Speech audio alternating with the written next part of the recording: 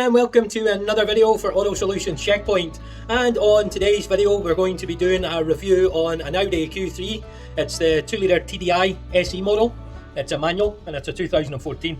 We're also going to be doing a service on it. It's going to be air filter, and oil, and also a pollen filter. So you're probably wondering how I've got this intro. It's not my usual intro. I actually lost the proper intro for this video, so I've just had to throw this in.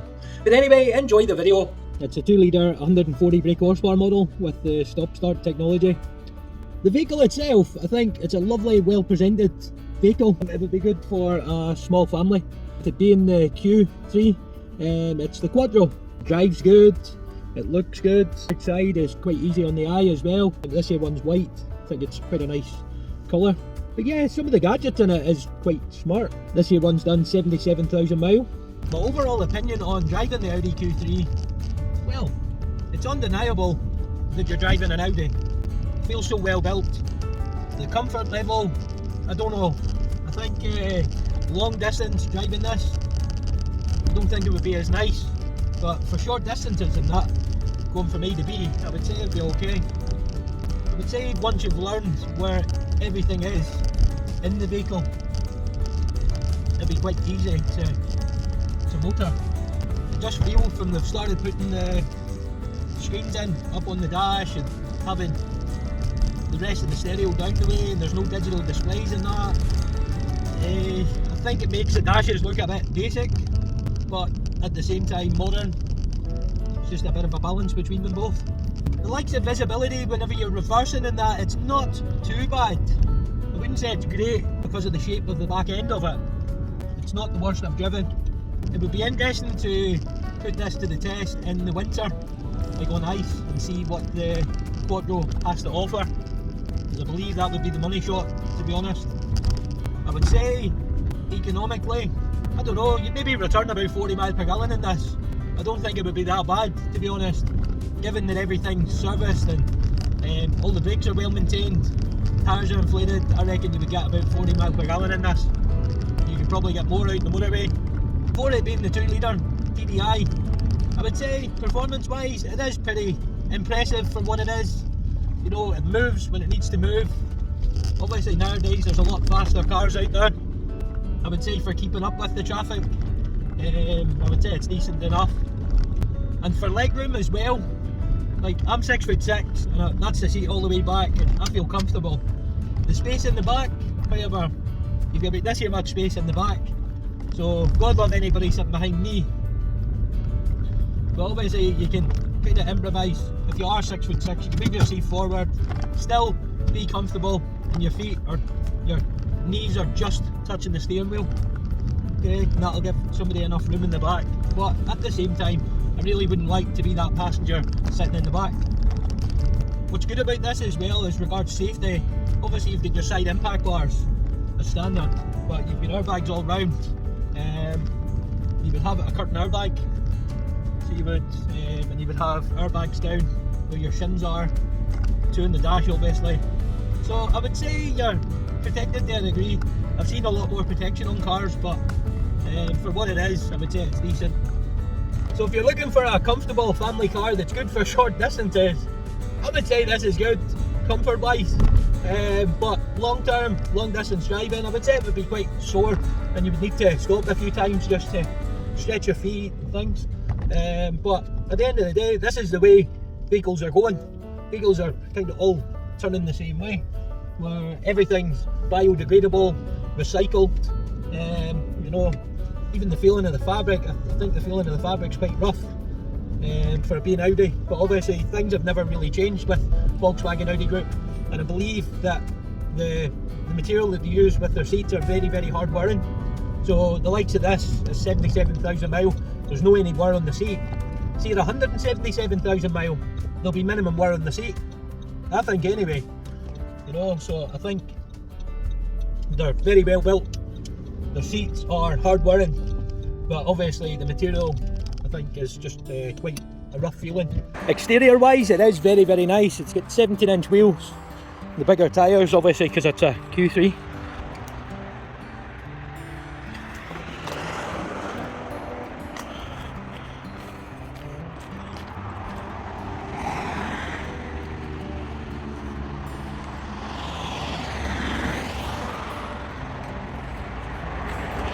I have the big 2-litre road eater, 140 brake horsepower, 2-litre TDI.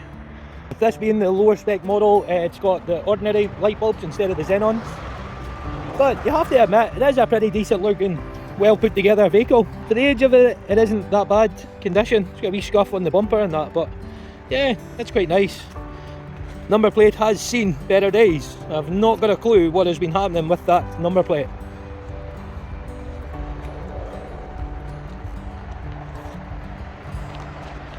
But it is quite nice. It's got the navigation aerial at the top as well.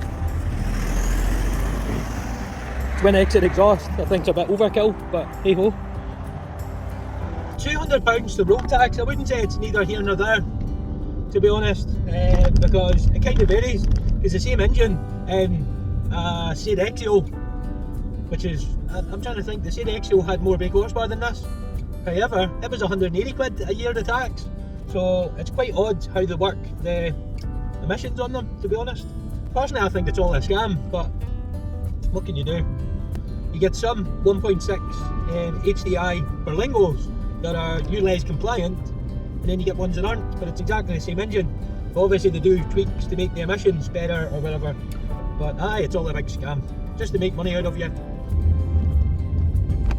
And it actually handles the road quite good as well. There's good stability whenever you're on the road. The brakes are pretty sharp as well. Well, the weather has really took a turn for the worst. Just got to carry on regardless. I have to do the service outside today because of the circumstances with the garage. The place is upside down now with me moving out. So this shall be done at the side of the road. So what can we do?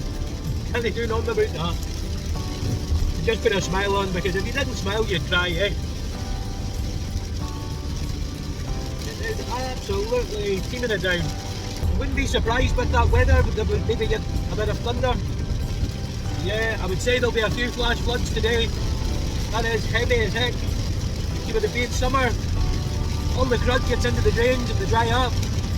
So there will be plenty of flood. This is grim. It's as if there's somebody looking down saying, right, you're not supposed to work today. But this is what you're up against. I can feel, see this road? I'm aquaplaning all the way along this road. So there's that much rain on it. I can't be bothered. I really can't be bothered. I just want to go home, spend time with the family. Really don't want to be doing this today, but needs must. Just a lot of stress having to get a new garage. And I haven't even got anything lined up yet. That's the painful bit. It's starting to clear up. I don't know whether the clouds will be moving this direction, but it is starting to clear up anyway. I can't believe how much this year has took a turn for the worst. It has not panned out really well. Obviously there's more to it. This is as much as I would like to talk about it. I just think it's absolutely ridiculous what's been happening. I just hope somewhere decent shows up. So I really don't want to go back to the old place that I'm currently renting for storage, because the place is a dive, it's dangerous, and the landlord of that place will not do anything to improve the conditions of it. Such a crap situation to be in, and I wouldn't envy anybody else in the same position, because it plays a big part in your mental state, and some people just can't handle it. I'm a fighter. I've just got to keep positive and just work through it. It's this kind of stuff that puts you in an early grave, but I'm not going to let it define me. So look at this. So as soon as I arrive, it's absolutely pelting it down. It hasn't stopped in 20 minutes. I think I'm going to head up home for lunch. That's the plan. I'll do a bit of lunch. Fuck my life.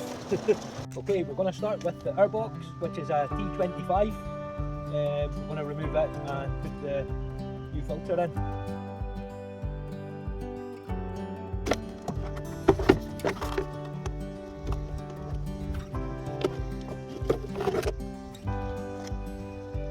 It's actually not too bad. Oh, nice brand new one. Exactly the same.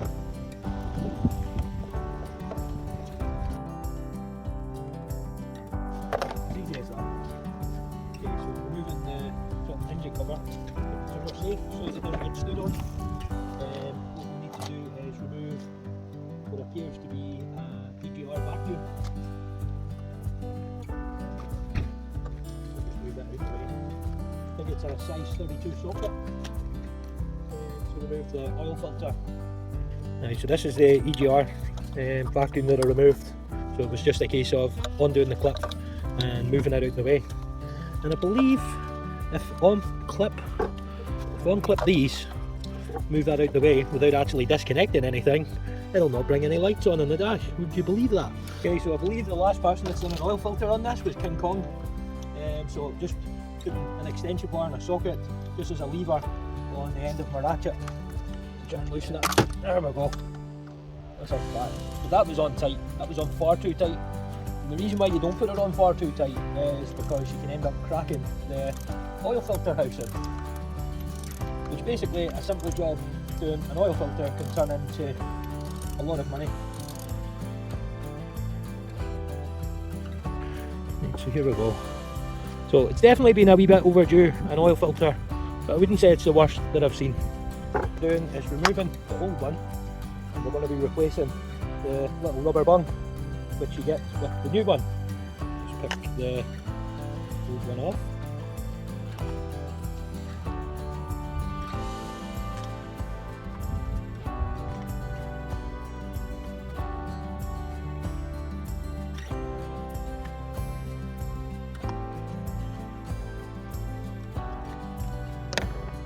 Get the new ones on. They're really easy to put on. Slide them in.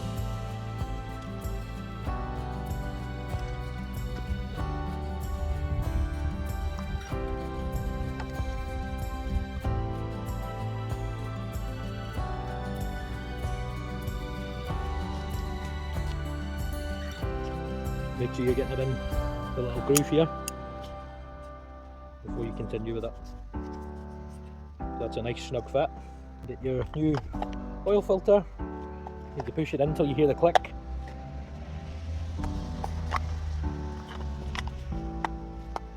There we go. One oil filter ready to install. Okay, so you just drop down into place.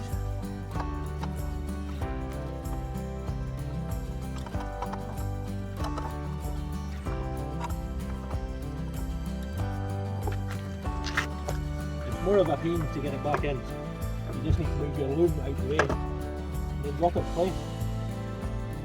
It's as straightforward as that. Just make sure you've got in the first couple of threads before you put the ratchet on it. Just got to get the EGR vacuums back on, put them back into their seats. So all back together again. We are ready to put the engine cover back on because we're finished with everything we see here. So all that's left to do with the engine, we're going to be doing the oil and then we'll do a full-in filter as well. So find a suitable place to jack it up. Make sure the handbrake's on. Obviously the front wheel will be off the ground, but also make sure it's in gear anyway, okay, just in case it does fall.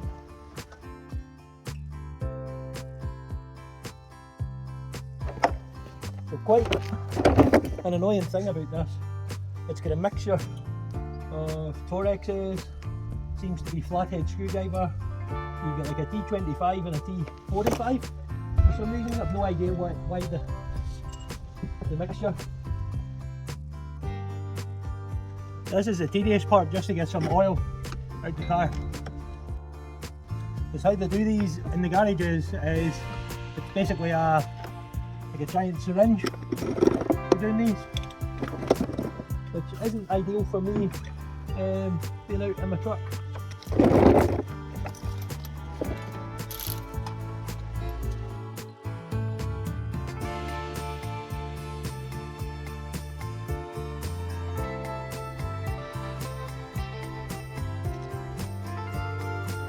So just noticed on the gearbox, in between the gearbox and the engine, seems to be quite a lot of seepage.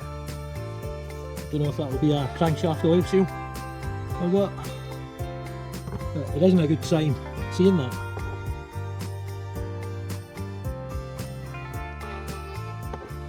I'll notify the customer of that anyway. But what an overkill just to get some oil out. And half of the bolts weren't even put back on properly, because that came off way too easy. Basically from where the big T40s were, back the way, basically one bolt's holding it on, and the other thing, I don't know what the deal is with that. Yeah, just think it's mad.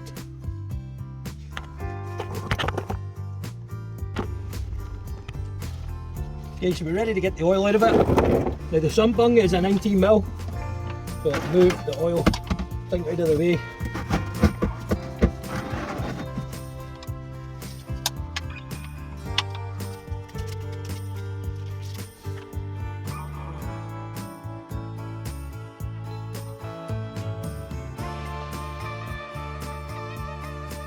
Okay, so the sump bung's back on. Just tighten the sump back up.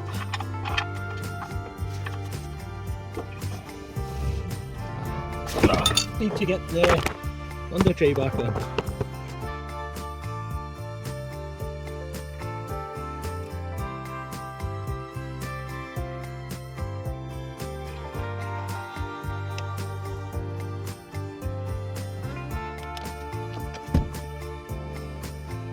I just need to get the 4 litres in now and get the pollen filter for it. Okay, so we get ready to put the oil in. You put 4 litres in. So it's quite easy to work out when you put enough in. We're using Total Energies quartz annual first, and it's 5/30. Just when you feel like you're getting down to the last maybe 1.5 litres, that's when you check to see how much oil you put in it. This takes 4 litres dead on.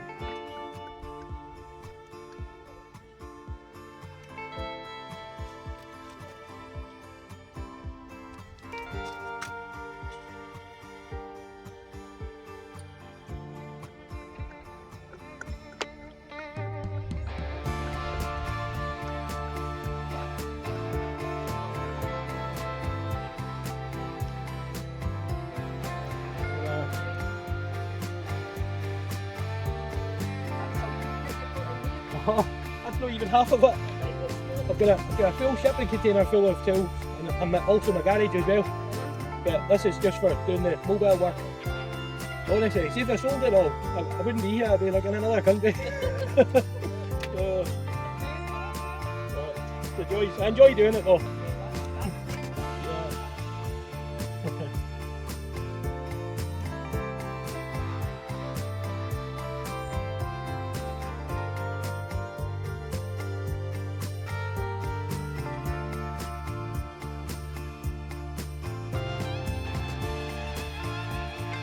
So that's us dead on, 4 litres put in. Right, so that's the engine done. So what I'll do, I'll turn it over and then we'll check the oil.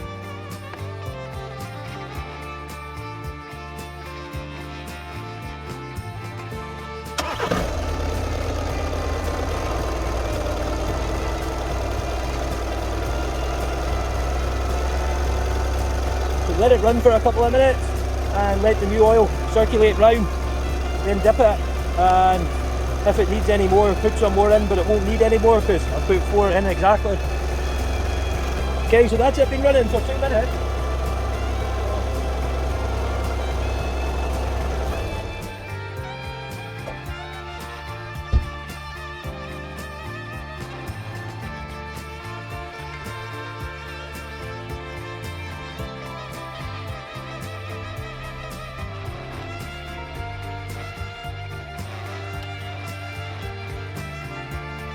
The new pollen filter ready to go in.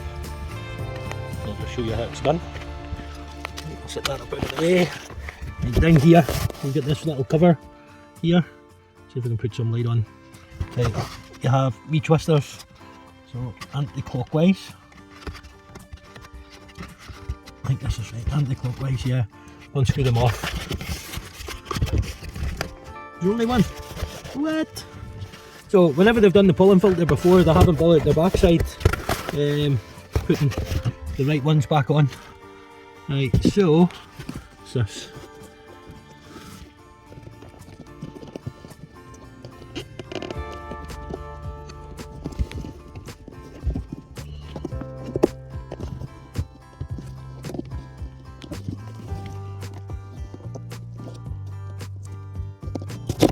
It just slides across, okay, and that allows you access to the pollen filter, and it's absolutely mock it. Look at that, stinking.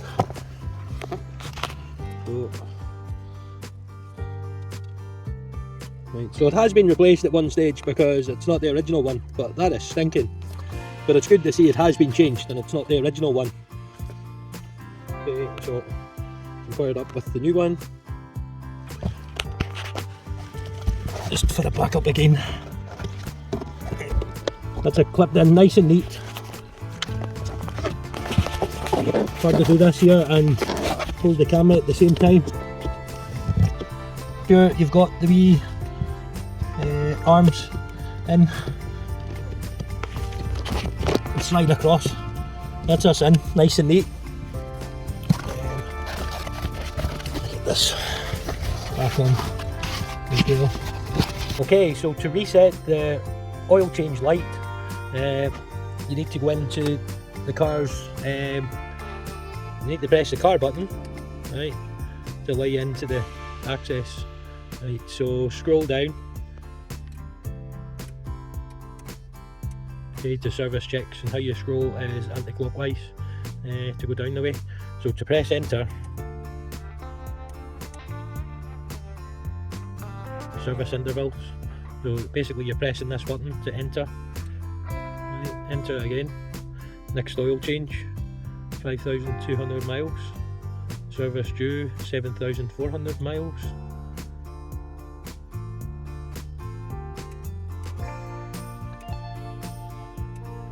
Oil interval.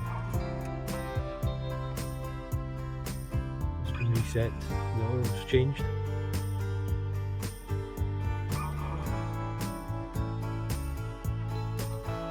So if you need to reset the service, it needs to be done through the diagnostics machine. So whenever you're plugging the diagnostics machine in, the diagnostics OBD2 port is just down at the pedal.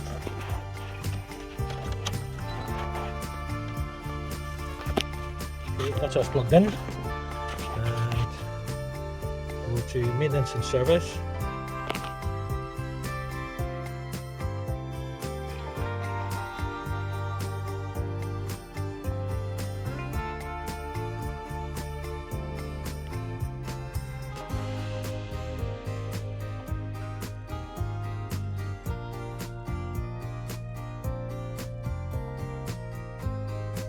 So that's it now changed. Next service 6,300 miles. There you go, that's how to do it. When you turn the key off, turn it back on again, it's not saying that it needs a service. So that is how to service a Audi Q3 and put the oil light out as well, obviously with the diagnostics machine, but I've showed you how to put the oil light out yourself manually. But anyway, you guys take care and I'll catch you in the next video. 10-10 over and out.